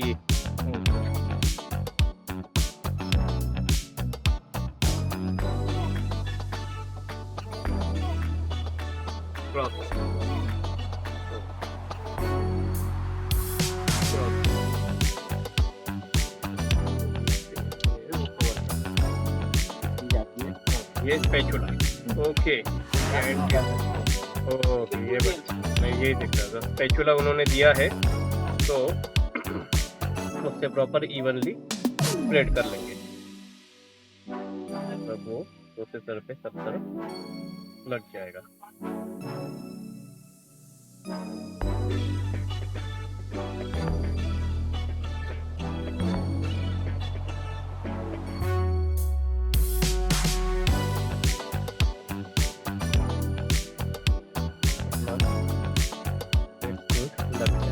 उसके ऊपर माउंट करेंगे हमारा लिक्विड कूलर।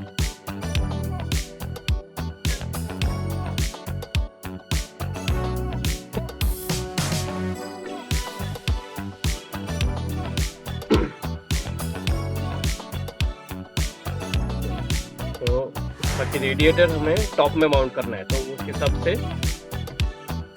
ये लगाना पड़ेगा। उसके नीचे का प्लास्टिक निकालना पड़ेगा। ये नहीं निकालेंगे तो हीट ज़्यादा करता है।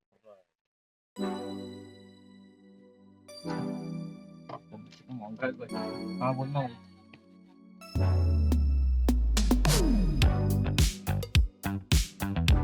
ओके, हाँ, सब कुछ चिपक के रहेगा वहाँ पे।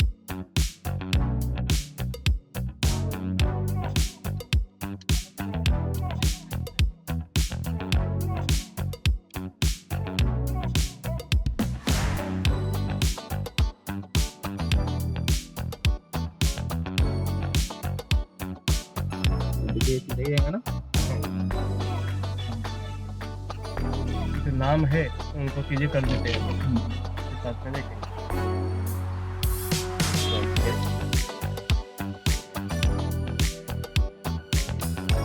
ओके, तो उसके बीच में हमने ये स्क्रू लगाए, उसके ऊपर फिर ये लगेगा, यहाँ पर हेड लगेगा, बीच बीच में जो स्क्रू थे ये टाइट कर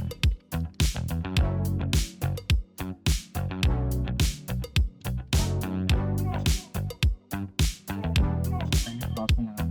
तो राइट क्रॉस में पहले लगाएंगे फिर धीरे-धीरे इसको टाइट करेंगे।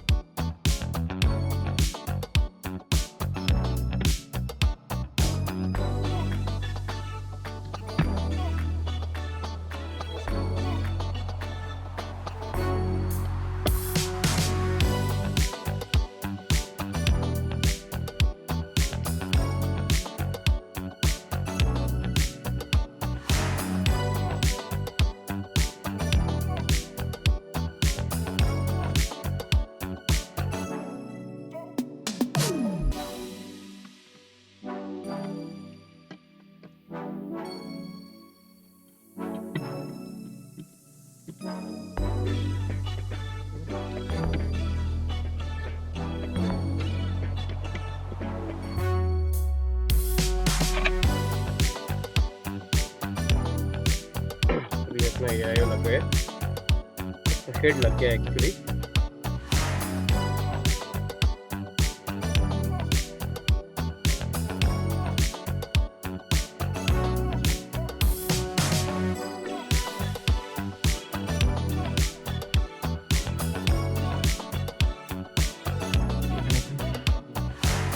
यहाँ पे दो रहते हैं। ओके ये वो पंप करके एक रहता है और पीछे एक फैन करके रहता है। ओके तो अपने को पंप पे लगाना है ना कि फैन पे। अच्छा ओके तो पंप वाला पंप वहाँ वाला पे। लगाया अपन ने। राइट तो जो एयर कूलर जो रहेगा वो पंप पे जाएगा हाँ, पंप पे जाएगा। और ये है लिक्विड कूलर इसलिए ये जाएगा पंप पे जाएगा। अपन नॉर्मल फैन भी लगा सकते हैं। जब फैन लगाएंगे तो फैन पे ये सीक्यू फैन लगाना पड़ता है। ओके इसकी पावर सप्लाई अलग रहती है, पंप की पावर सप्लाई अलग रहती है। ओके लगे अच्छा नहीं लगेगा वो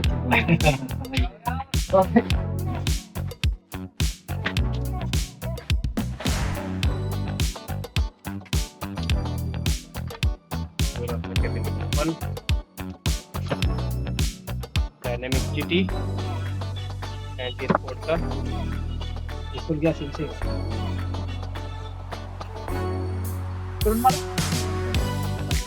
स्टैटिक करंट रहेगा उसके अंदर जिंदा होकर के टाइगर जिंदा है अपन मार दिया तो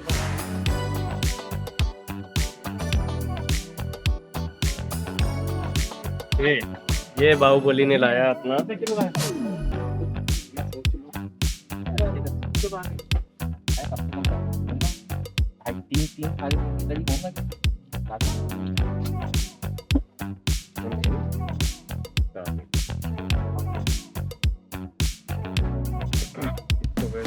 ऊपर करके इसका ग्लास बराबर साइड में रख देते बॉक्स के अंदर ही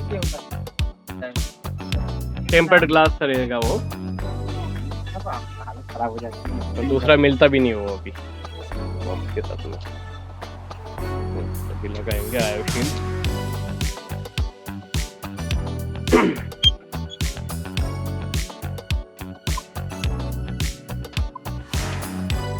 आयो शील्ड 850 वाट का SMPS उतना तो लगेगा ही 750 के आसपास हो ही रहा है तभी अपग्रेड कर रहे हैं फ्यूचर में तो थोड़ा सा 100-150 वाट ज़्यादा रहा तो अच्छा है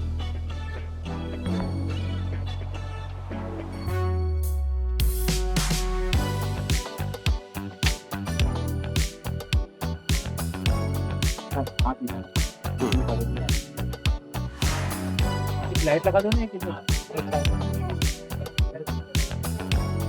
शूटिंग में हो जाएगा ना, शाइनी हो जाएगा बढ़िया। अरे बजट कम कर दे साहब आपने। अभी क्या भी नहीं। हाँ ये निकाल कर ऊपर से लगेगा क्या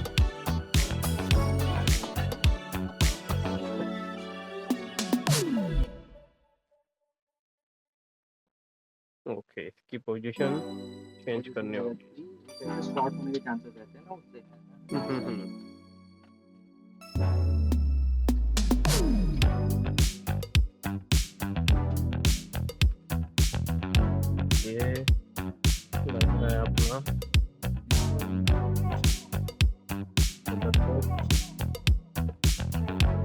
अभी स्क्रू की पोजीशन बराबर आई।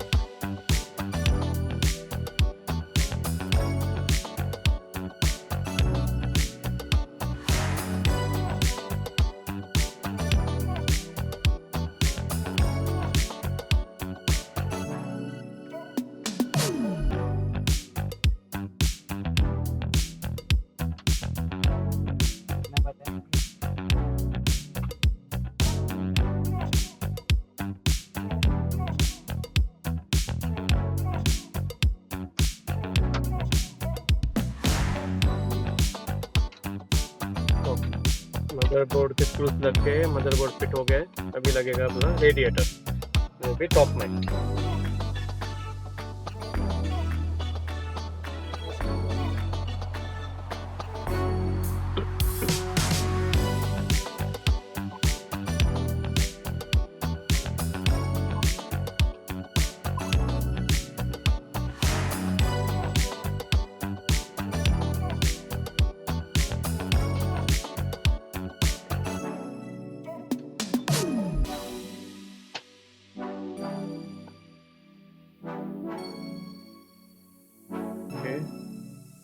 इसको भी उसी तरह से बैक पैनल निकाल कर अभी सबसे इम्पोर्टेंट काम केबल मैनेजमेंट का।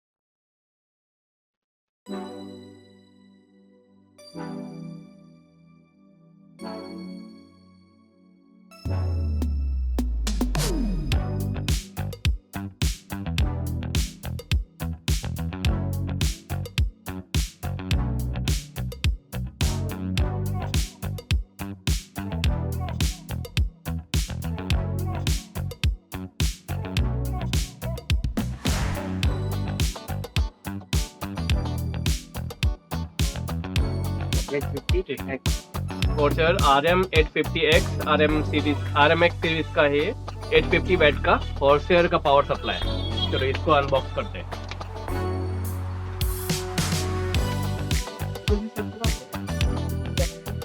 जगदीश चौक जगदीश चौक पे करते हैं।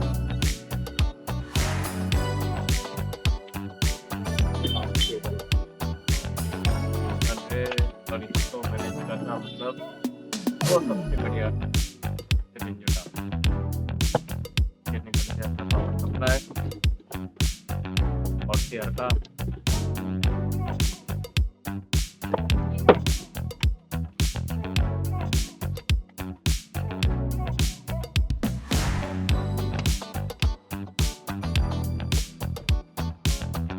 अपना फुल्ली मॉड्यूलर पावर सप्लाई, इसको उल्टा रखा है आपने। में मदरबोर्ड, ये ग्राफिक,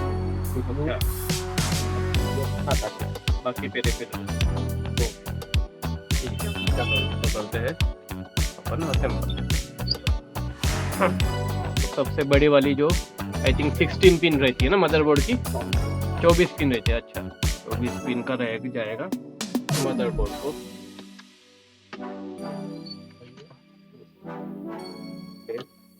केबल ब्रेडेड है क्या इसकी? ओके, केबल भी अच्छी है। और क्या हार्ड डिस्क नहीं है ना? हार्ड डिस्क नहीं है पर आगे लगानी है, केबल अपन रखते हैं।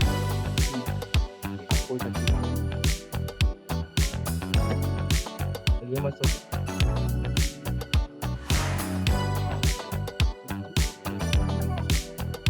क्या बोलते हैं, तो लगाएंगे, टेबल लगा रहे हैं। केबल मत लगाओ, उसके केबल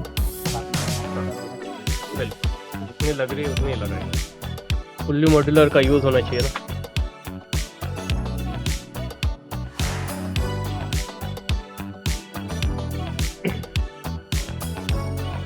अभी ऐसे कैसे उल्टा कर दिए कि इन्होंने, कैसे नाम उल्टा आ रहा है? ये सामने से दिखेगा ना, हम्म। ये ऐसे दिखेगा। इधर आइए, तो ऐसे होता है, ये सामने ओके ओके ओके, इसके लिए सामने, उधर बैक साइड के लिए कोई अच्छा अच्छा अच्छा अच्छा, ओके। नहीं है, बाकी वो कोई पकड़े से होते हैं।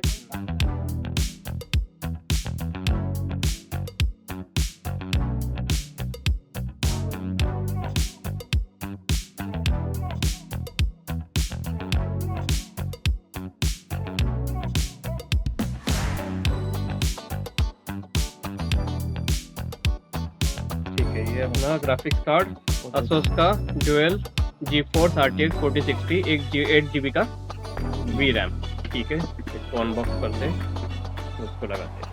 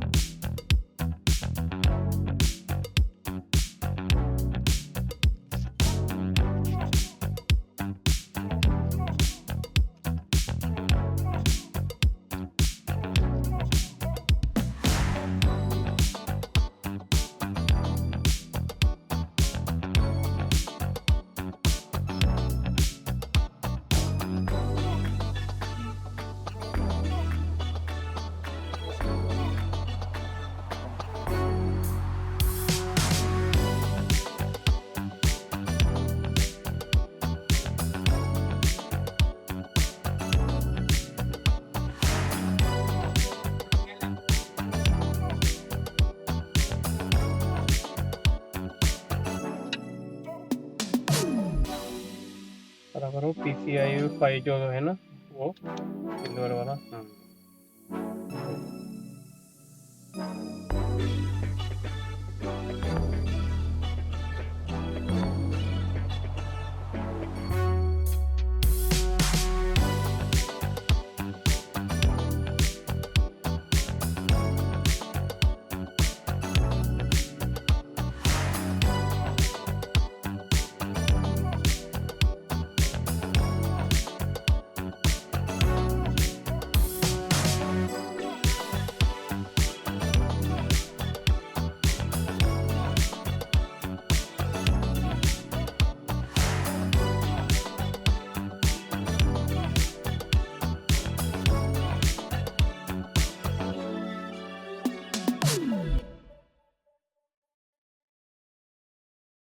ये है अपना परफेक्ट केबल मैनेजमेंट करके सारे कवर्स पैक कर दिए हैं। Minimum cable exposed.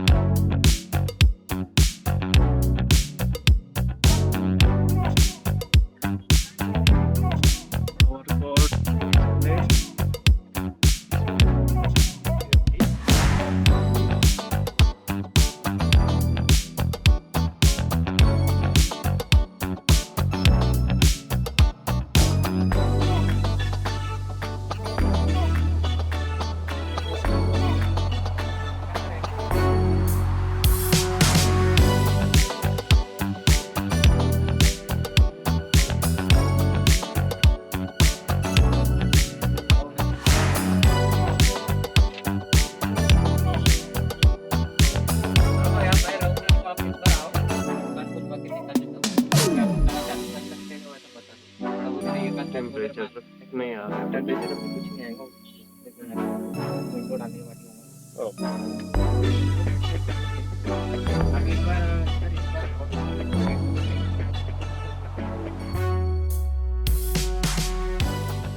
तो सारे कंपोनेंट असेंबल होने के बाद हमारा पीसी तो स्टार्ट हो गया, पर कैबिनेट के जो फैंस है वो असोस के ऑरा सिंक सॉफ्टवेयर के साथ सिंक नहीं हो रहे थे। तो सारे टेक्नीशियन ने इन्वेस्टिगेट करने के बाद पता चला कि असोस का Armoury Crate Aura Sync software का वर्जन गलत इंस्टॉल हुआ था। नेक्स्ट आपको ये आसोस का आर्मरी क्रेट सॉफ्टवेयर डाउनलोड करके इंस्टॉल करना है, और उसके बाद में ये आर्मरी क्रेट सॉफ्टवेयर आप यूज़ कर सकते हो। उसमें डैशबोर्ड में आपको सारे सिस्टम की मॉनिटरिंग दिखने को मिलेंगी, जैसे CPU GPU की फ्रीक्वेंसी, उनके टेम्परेचर्स, और CPU GPU रैम और SSD के यूजेस, फ़ैन की स्पीड, और कौन कौन से कंपोनेंट कितने वोल्टेज कंज्यूम कर रहा है, वो सारी इन्फॉर्मेशन आपको यहाँ पे देखने को मिलेगी।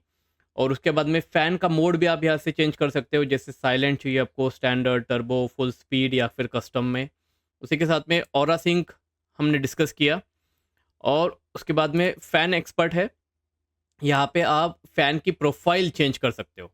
ओके, तो लिक्विड कूलर के CPU टेम्परेचर डिस्प्ले को इनेबल करने के लिए आपको इस एंट स्पोर्ट के डाउनलोड पेज पे चले जाना है, antsport.com/downloads। यहाँ पे आपको लिक्विड कूलर के सेक्शन में जाना है, और लिक्विड कूलर में मेरा जो लिक्विड कूलर है वो है आइस क्रोमा सीरीज़ का, ये वाला। तो इसके ये जो ड्राइवर्स हैं उनको डाउनलोड करके इंस्टॉल करना है।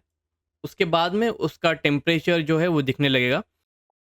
ओके, तो ये हमारा सिस्टम चालू हो चुका है, और चालू करने के बाद में सबसे पहला प्रॉब्लम हम फेस करेंगे कि ये जो CPU टेम्परेचर है लिक्विड कूलर पे, पहले तो ये आएगा नहीं, पर इसका सॉफ्टवेयर इंस्टॉल करने के बाद ये दिखने लगेगा। पर ये इस तरह से हॉरिजॉन्टल दिखेगा। तो इसके लिए क्या करना है, जो सॉफ्टवेयर हमने इंस्टॉल किया है उसको ओपन करना है। तो यहाँ पे सिस्टम ट्रे में आप अगर देखेंगे तो एंट स्पोर्ट का यहाँ पे एक आइकॉन दिखेगा, इसके ऊपर डबल क्लिक करना है, और ये एक सॉफ्टवेयर ओपन हो जाएगा जिसमें रोटेशन बाय डिफ़ॉल्ट 270 को सेट रहेगी। इसको सिर्फ हमें 0 डिग्री को सेट करना है, और जैसे ही सेट करेंगे ये टेम्परेचर राइट एंगल में दिखना, वर्टिकल दिखना चालू हो जाएगा। ये एक पहला कंसर्न हो गया। सेकंड, अभी जैसे कि ये जो सारे फैंस, रैम के RGBs, लिक्विड कूलर और ये रियर फैन, ये जो सारे हैं ये अभी एक ही कलर है, रेनबो कलर में सेट है। अगर इसे हमें चेंज करना है तो ये जो असोस का आर्मरी क्रेट सॉफ्टवेयर है उसमें ओपन करके ऑरा सिंक में चले जाना है। यहाँ पे पहली सेटिंग रहेंगी कि कौन कौन से डिवाइसेस सिंक करने हैं, जैसे मदरबोर्ड सिंक करना है, मेमोरी भी सिंक करना है, एड्रेसेबल LED स्ट्रिप सिंक करना है। तो मैंने सारे चीज़ों के ऊपर सिलेक्ट किया है, सिलेक्ट ऑल किया है। उसके बाद में ऑरा इफेक्ट में जाना है, और यहाँ पे बहुत सारे इफेक्ट्स अवेलेबल रहेंगे, जैसे स्टैटिक। तो मैं स्टैटिक सिलेक्ट करता हूँ, और उसमें कलर है भी रेड सिलेक्टेड है। तो यहाँ पे हम देखेंगे कि सारे जो लाइट्स है वो रेड कलर में आना चालू हो जाएंगे। तो उस तरह से यहाँ पे कौन सी भी कलर के एक स्टैटिक लाइट हम रख सकते हैं। और सेकंड इफेक्ट है जैसे ब्रीथिंग, तो यहाँ पे ये ब्रीथिंग इफेक्ट चालू हो जाएगा। उसी तरह से नेक्स्ट इफेक्ट है स्ट्रोबिंग, तो ये स्ट्रोबिंग इफेक्ट में लाइट ब्लिंकिंग होना चालू हो जाएगा। नेक्स्ट है कलर साइकिल, तो मतलब ये डिफरेंट कलर्स में कलर्स रोटेट होना चालू हो जाएंगे। ये देखिए कलर चेंज हो रहे। नेक्स्ट है रेनबो, जो कि पर्सनली मुझे अच्छा लगता है। ये सारी जो लाइट्स है वो रेनबो कलर्स में दिखना चालू हो जाएंगे। और इसी तरह से यहाँ पे एक म्यूजिक का भी ऑप्शन है, मतलब क्या कि लाइट्स जो है सारे बंद रहेंगे, पर जब आप म्यूजिक चालू करते हो उसी टाइम पे ये ब्लिंक होंगे। फॉर एग्जांपल, तो जैसे ये म्यूजिक चालू है तो उसके साथ में ये सिंक हो गए उसी तरह से, और जैसे ही मैं म्यूजिक पॉज करता हूँ ये बंद हो जाएंगे। म्यूजिक फिर से चालू करता हूँ तो म्यूजिक के साथ में वो सिंक हो गए। तो ये म्यूजिक वाला ऑप्शन भी एक अच्छा है। तो अब लास्टली बात करते हैं विंडोज़ इंस्टॉलेशन की। देखिए मैंने विंडोज़ 11 प्रो इंस्टॉल किया और मैं रिकमेंड करूँगा कि आप विंडोज़ क्रैक्ड वर्जन ना इंस्टॉल करें या फिर यूज़ करें। अब मैं ये भी मानता हूँ कि जेन्युइन विंडोज़ की अगर आप परचेस करने को जाओगे तो वो बहुत कॉस्टली आती है। जैसे मैंने चेक किया था तो शायद से 15-16 हज़ार की आ रही थी।